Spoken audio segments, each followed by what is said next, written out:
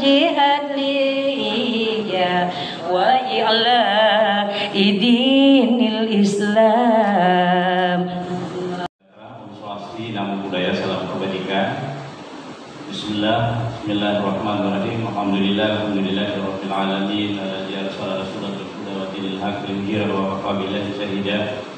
Asyhadu an la ilaha illallah wa asyhadu anna Muhammadan abduhu wa rasuluhu, amma ba'd. Yang sama-sama kita hormati dan kita banggakan Bupati Halmahera Utara yang diwakili Pak Dandim yang kami hormati. Dandim Pak ya?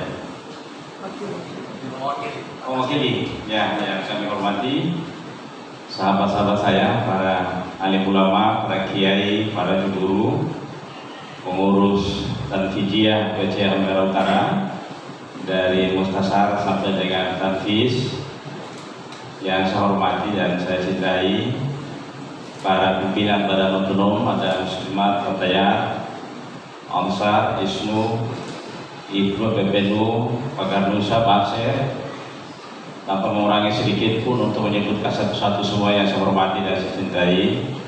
Alhamdulillah, saya mengajak pada kita semua, marilah terus kita bersyukur kepada Allah Subhanahu wa Ta'ala atas rahmat dan nikmatnya malam hari ini. Di tengah kesibukan kita masing-masing, meluangkan waktu untuk hadir, menyaksikan sekaligus mewakafkan diri kita untuk jadi pengurus. Dan yang pasti, jadi pengurus organisasi keagamaan Indonesia itu tidak ada gaji. Berbeda kalau lantik asisten, kami pasti ada gaji. Dan pengurus lembaga-lembaga keagamaan, baik pimpinan lembaga keagamaan dan institusi-institusi keagamaan, semuanya tidak ada gaji, tapi menjadi garda terdepan untuk negeri ini. Itu yang jadi kebanggaan kita. Kita paham bersama dalam sejarah Indonesia dan sejarah peradaban dunia, saya kira organisasi-organisasi keagamaan memiliki peran penting, apapun agamanya, terutama kita di Indonesia. Karena itulah tidak ada sekat bagi nilai kemanusiaan. Kalau kita bicara tentang dasar kemanusiaan, tidak lagi sekat agama menjadi benteng atau menjadi sekat, jadi dinding penghalang, tidak lagi. Dan itu mengedepankan soal nilai kemanusiaan. Kita mungkin bisa sedikit berbeda ketika menata di satu jendela yang namanya fikih, tetapi kita tidak akan lagi perbedaan kalau kita menata pada satu titik yang namanya Ahlul Karimah. Itulah kemudian dikiaskan, disejarahkan dalam peradaban Islam. Seorang wanita masuk surga gara-gara memberikan air minum kepada anjing yang haus. Itu tidak lagi berita soal fikih di sana, tidak lagi cerita soal teologi di sana, tapi cerita soal kemanusiaan. Kalau cerita soal kemanusiaan, maka tidak lagi sekat antara satu dengan yang lain. Kita adalah sama, dan ini sangat mendepankan soal nilai kemanusiaan itu. Karena itulah kebetulan Indonesia terus terpelihara dengan baik. Ini yang harus kesadaran kita bersama terus kita bangkitkan. Bapak dan Ibu semua yang saya hormati, di akhir tahun ini kita selesaikan hajat muktamar. Kita semua tahu sedikit hirup-hirup atas perbedaan waktu muktamar. Saya ingin menegaskan beberapa hal. Pertama, muktamar itu adalah estafet dari perjuangan organisasi dari tahun ke tahun atau dari masa ke masa. Dan pada saatnya pasti ada terbentuk pengurus baru. Dan diawali pengurus baru pasti ada pilih dan ada yang tidak dipilih. Karena itu perbedaan politik dalam muktamar hal biasa. Kemarin NU secara khusus sudah menetapkan muktamar di tanggal 23, 24, 25 Desember. Di September kita menetapkan itu. Lalu setelah itu pemerintah melakukan kebijakan PPKM di level 3 di seluruh Indonesia, yang kemudian membuat kita sedikit berbeda. Ada yang kemudian ingin memundurkan muktamarnya ke Januari. Ada yang kemudian ingin muktamar dimajukan sehingga kita tidak berhadapan-hadapan dengan PPKM di level 3 itu. Tapi akhirnya pemerintah mengalah. Jadi Pak Bupati akhirnya pemerintah mengalah. Cabut kebijakan PPKM-nya dirubah. Karena melihat distribusi itu di masa lampau. Wajar kemudian negara mengalah untuk hajatan muktamar ini. Akhirnya kita tidaklah perbedaan soal waktu. Insya Allah kita akan hadir bersama-sama di seluruh PC Maluku Utara untuk mensukseskan muktamar di Lampung. Nah, mudah-mudahan muktamar ini berjalan dengan baik, berlangsung dengan aman dan sukses. Hirup-hirup perbedaan itu sesuatu yang biasa-biasa saja di dalam nikah bermuktamar, dan akhirnya bisa selesai saja Bapak dan Saudara sekalian. perbedaan begitu tajam karena bisa selesai. Tanpa orang lain menolong kita pasti selesai. Itulah yang itu kira-kira. Jadi kalaupun perbedaan tapi pada akhirnya bisa selesai. Dan alhamdulillah sudah selesai dan insya Allah kita akan bersama. Karena itu kepada kita semua tahu tadi sudah diantarkan oleh Pak Hussein Hor tadi, kita sedikit berbeda memang dalam membangun peradaban pembangunan nasional Indonesia. Berbeda dengan saudara-saudara kita yang lain. Saudara-saudara kita yang lain itu nomenklatur pembangunannya jelas. Di kita kadang-kala individual kiai itu terlalu kuat, sehingga milik pondok pesantren dan milik itu susah didistribusikan menjadi milik NU, itu masalahnya. Berbeda yang lain nomenklaturnya gampang sekali, begitu selesai sudah nomenklaturnya. Di kita kadang-kala, makanya kalau dihitung nomenklatur memang pesantren terbanyak di dunia, bahkan di akhirat Indonesia punya milik NU sesungguhnya. Cuma itu dimiliki ustadz, ulama, kiai di belakangnya. Dan kadang-kadang kalau kita nyebut dia susah banget. Nah karena itulah kita kemudian nanti mulai mobilisasi suatu pembangunan nasional kita, milik aset kita termasuk rumah sakit yang kita bangun pendidikan itu nanti di masa kepengurusan Pak Hasyim Mujadi. Makanya kita dari sisi matematika jumlahnya masih sedikit sesungguhnya. Nah tapi kalau sisi kultur banyak sekali kepada saudara sekalian. Itu berbeda kita di situ Bapak saudara sekalian.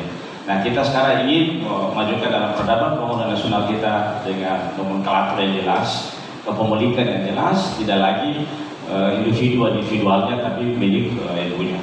Nah kita di Maluku Utara hari ini di tahap-tahap yang terus kita ingin membangun seperti itu. Bapak dan saudara sekalian, kita punya tantangan kebangsaan yang tidak berhenti cuma karena COVID-nya tidak. Saya yakin satu saat COVID bisa lepas dari kita semua. Tetapi tantangan ideologi kita belum tuntas. Sampai hari ini kita ingin di 2030 kita tuntaskan soal ideologi kebangsaan. Tidak lagi orang bicara soal khilafah. Sudah selesai kita ingin seperti itu. Karena itu kepada seluruh jamaah Nahdiyah saya mengajak terus bahwa kita hidup sejarah peradaban soal ideologi tidak lagi kita persoalkan. Kita sudah tuntas sana. Dan kita ingin bangsa ini ke depan ideologinya sudah tuntas di Pancasila itu. Tidak ada lagi orang dulu untuk menawarkan. Kita setuju bahwa pembangunan NKRI bentuk dan negara sudah final. Negara bentuk kebangsaan itu sudah final. Tidak lagi kita berpikir dalam bentuk negara yang lain. Diharapkan di pikiran kita untuk bentuk khilafah. Paham pengurus ya? Paham ya? Diharapkan pikiran-pikiran kita Wahabi dalam pikiran kita, apalagi melaksanakan ajaran Nabi. Dan kita tuntaskan Islam ahli sunnah wal jamaah, Islam yang toleran, Islam yang wasatiyah, Islam yang bisa berhidup berdampingan dengan siapapun dia. Karena Islam menjadi rahmat bagi alam semesta. Dengan kehadiran kita menjadi Islam, maka orang lain bisa senang, orang lain bisa aman, orang lain bisa nyaman. Jangan kemudian kehadiran kita orang lain merasa terganggu. Nah karena itulah Islam ahli sunnah wal jamaah menjadi manhaj kita di dalam peradaban berdakwah. Tentu tadi etikanya menjadi bagian penting tanpa mengesampingkan nilai-nilai teologi kita. Kita sudah sepakat bahwa antum punya suatu agama, saya punya agama, itu sudah selesai kita tuntaskan. Tetapi membangun relasi itu harus terus kita tuntaskan. Karena itu Bapak dan saudara sekalian, di tempat lain orang kemudian ingin membangun Indonesia di masa depan, terutama pemerintah, Kementerian Agama ingin membangun pemikiran-pemikiran Islam masa akan datang disebut dengan moderasi beragama. Nilai-nilai moderasi beragama itu kita saling menguatkan satu sama lain. Bahwa saya punya paling benar Islam, tapi saya juga menghargai kalau orang Kristen meyakini Kristen yang paling benar, orang Buddha meyakini Buddha yang paling benar, orang Hindu meyakini Hindu yang paling benar. Silakan. Dan saya kira ini dalam tahta Al-Quran begitu jelas mengatur. Di kita, yaitu kemudian kita ingin membangun peradaban yang kita sebut dengan Islam Nusantara. Pada Bapak dan Saudara saya berharap pikirannya jernih untuk Islam Nusantara. Jangan sampai ada pengurus itu tanya makhluk apa itu Islam Nusantara. Ini bahaya. Jadi kalau pemerintah dengan moderasi beragama, nah kita dengan Islam Nusantara. Saudara-saudara kita yang lain disebut dengan Islam berperadaban. Ya, contoh di teman-teman Muhammadiyah sebelum mengidolakan Islam berperadaban.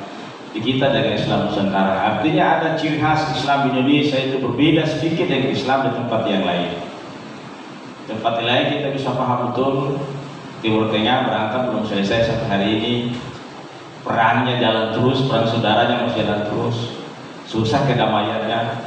Di kita sudah tuntaskan itu. Karena itu kemudian Islam Nusantara. Pertama, ciri khas Islam Nusantara itu adalah konsep wasatiyah tentang kebangsaan. Ada nilai dasar yang nilai kita tadi hubul watan dan iman, itu cari di Al-Quran tidak ada. Betul Pak Ustaz ya? Tidak ada. Nah, karena kita landasan pengambilannya selain Al-Quran, hadis, ya para ulama pikiran-pikiran. Makanya kemudian wasatiyah kita bertanya, agama negara tidak lagi kita pertentangkan. Oh, saya taat agama saja karena agama yang menjamin saya masuk surga. Negara tidak, saya kira tidak lagi. Wasatiyah itu sudah jelas negara dan agama menjadi bagian penting di dalam rangka membangun bangunan kemanusiaan. Jadi tidak ada lagi pertentangkan agama dan negara. Itulah kemudian kita sebut dengan konsep wataniyah, kebangsaan. Kita tuntaskan di situ. Yang kedua, ciri khas Islam Nusantara adalah tasamuh, moderat,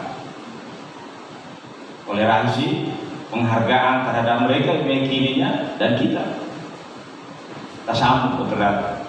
Dan ciri yang ketiga dari Islam Nusantara, anti kekerasan, Bapak dan Saudara sekalian. Kita tidak mentoleransi sedikit pun suatu kekerasan atas nama apapun, dengan dalil apapun, kekerasan kita anti. Dan yang keempat, ciri Islam Nusantara, bagaimana menghubungkan antara agama, negara, dan peradaban-peradaban lokal atau kearifan lokal, budaya, adat, aturan, adat istiadat. Karena kita tahu persis agama dan adat budaya itu bagian yang tidak terpisahkan, sepanjang tidak saling mempengaruhi dan saling mengganggu. Tidak mengganggu nilai-nilai teologis kita, nilai-nilai tauhid kita bisa sama-sama peliharanya. Itu yang kita terus melihara dengan kearifan-kearifan lokal. Karena boleh jadi agama belum hadir, kearifan lokalnya sudah ada dan menjadi bagian yang tidak terpisahkan dari penguatan dan nilai agama. Bapak dan Saudara, tidak ada dalam Al-Quran kalau kita cari orang suruh cium tangan suami istrinya, istrinya jabat tangan suaminya, suruh cium tangan suaminya, itu tidak ada. Itu pusat kan ya? Tidak ada perintahnya. Dan itu menjadi peradaban manusia.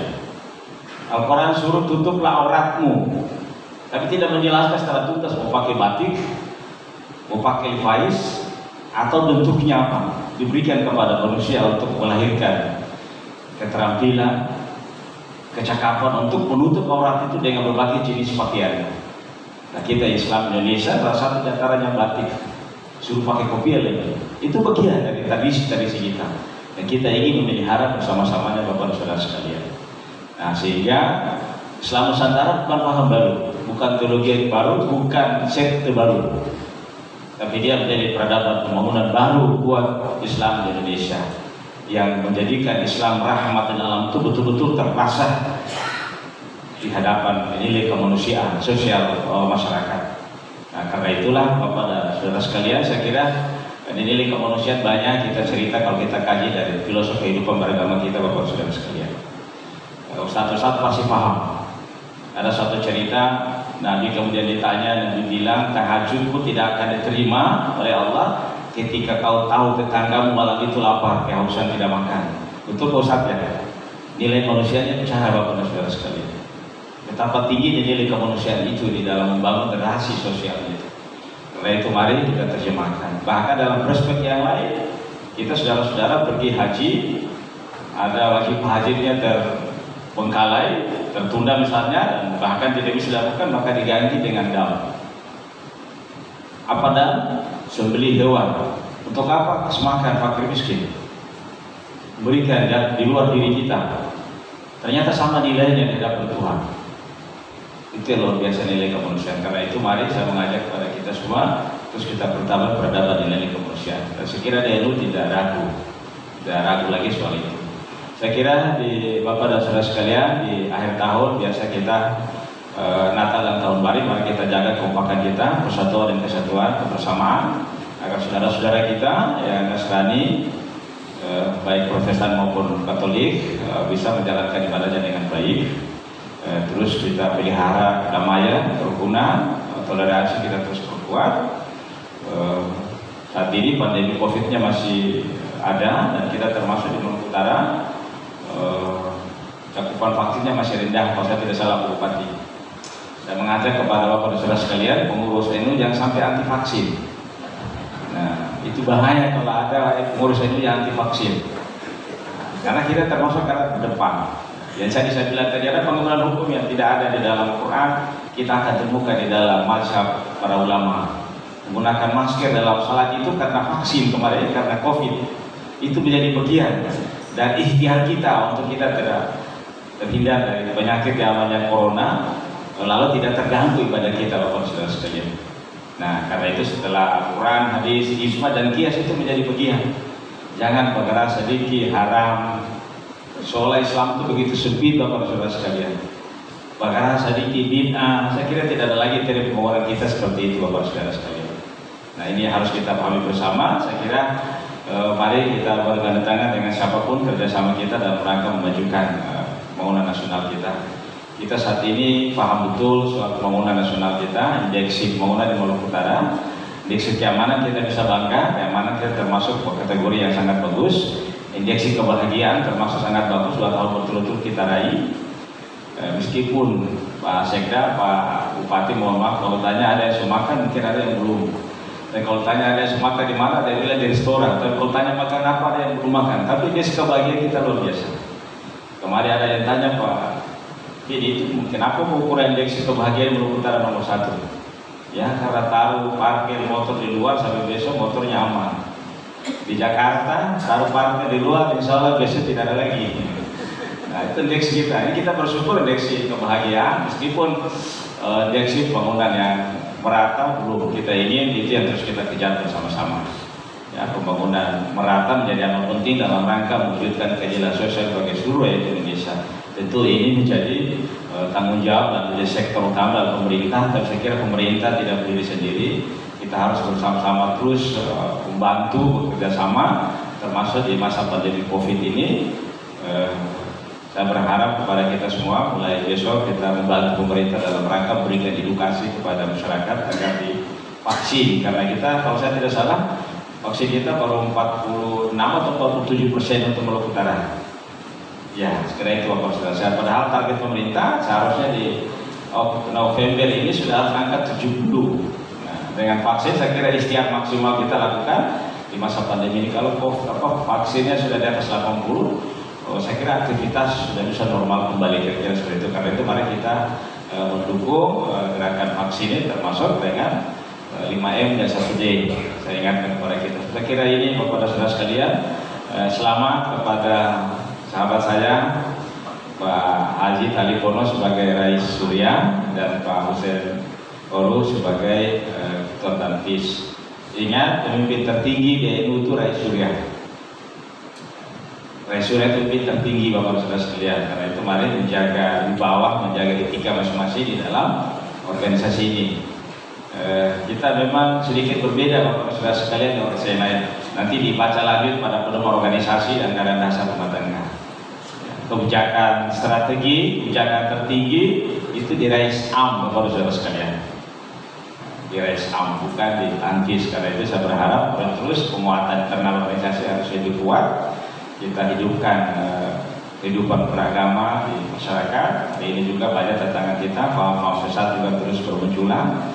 Saya kira mari kita terus mengawal ini semua agar kehidupannya akan semakin baik di masa akan datang. Sekali lagi saya menyampaikan terima kasih dan selamat atas pelantikan ini. Mudah-mudahan terus berkhidmat di tengah kehidupan pembangunan nasional kita yang terus mengejar untuk mewujudkan Indonesia yang maju, Indonesia yang sehat, Indonesia makmur, Indonesia sejahtera. Allahul muwaffiq ila aqwamit thoriq. Assalamualaikum warahmatullahi wabarakatuh. Salam, selamat malam, salam sejahtera untuk kita semua.